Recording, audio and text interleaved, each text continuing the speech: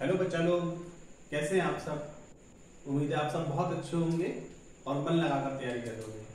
तो बच्चों, अभी तक हमने कैलेंडर का पार्ट 1 करा था, ठीक है। आज हम स्टार्ट करने जा रहे हैं इसका पार्ट 2। तो पार्ट 2 स्टार्ट करने से पहले हम कुछ ट्रिक्स जान लेते हैं, ठीक है। किसी भी ऑर्डिनरी ईयर में आपका जो फर्स्ट डे होगा साल के शुरुआत का, वही आपका लास्ट डे होगा साल के आखिरी का। कहने का मतलब है जो 1 जनवरी 2009 का जो भी मान ले जाए डे होगा, वही आपका डे होगा 31 दिसंबर 2009 का। अगर ये संडे होगा तो ये भी संडे होगा।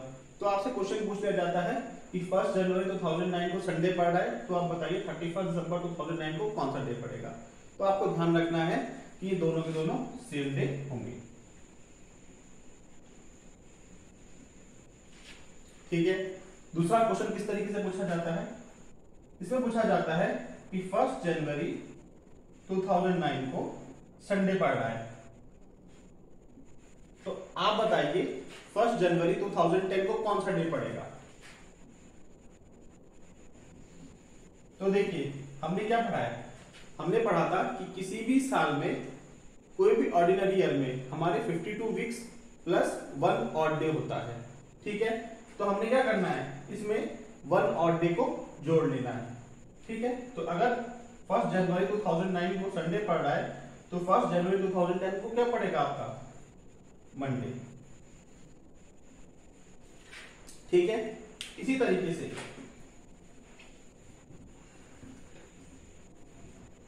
अगर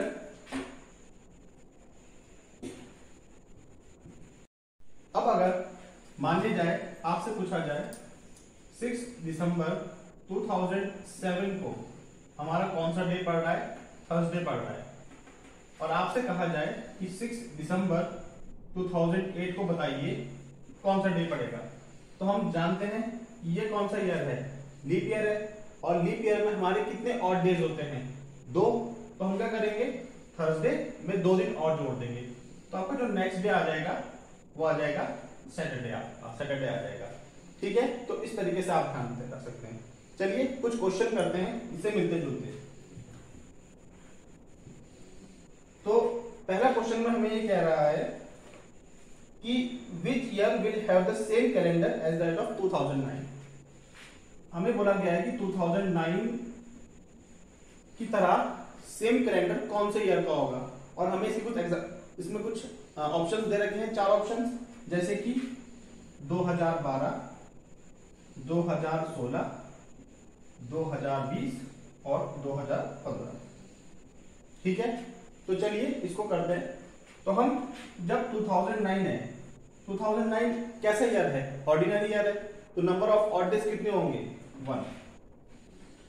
2010 कैसा ईयर है, ऑर्डिनरी ईयर है, तो नंबर ऑफ ऑड डेज कितने होंगे, 1। 2011 कैसा ईयर है, ऑर्डिनरी ईयर है, नंबर ऑफ ऑड डेज होंगे 1।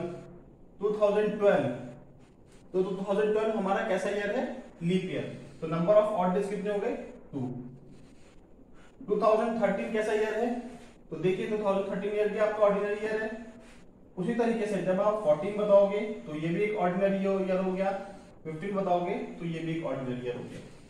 तो 1 + 1 + 1 + 2 + 1 + 1 + 1, तो जब आप इसको जोड़ोगे तो नंबर ऑफ ऑड डेज कितने आ गए टोटल, 7। और 7 को जब आप डिविजन करोगे 7 से, तो रिमाइंडर कितना बच रहा है, 0। तो इसका मतलब है कि जो कैलेंडर 2009 का होगा वही कैलेंडर आपका 2015 का होगा, करेक्ट। तो 2015 का होगा, उसके बाद अगला कैलेंडर किसका होगा आपका, वो भी आप आसानी से निकालते हो इसी ट्रिक से, ठीक है। एक क्वेश्चन और देखते हैं।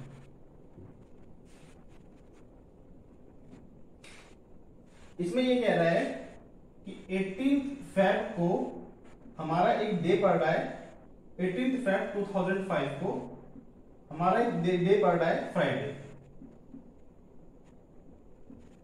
Okay.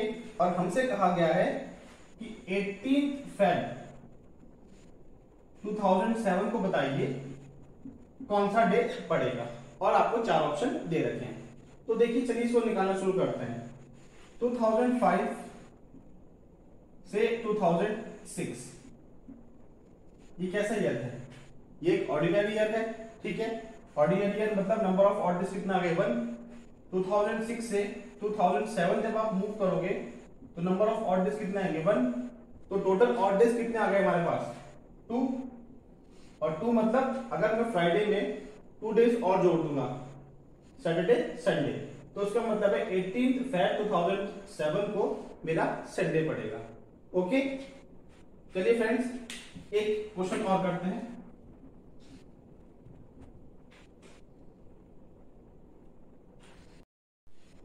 A leap year repeats itself after 28 years। कहने का मतलब है अगर 2000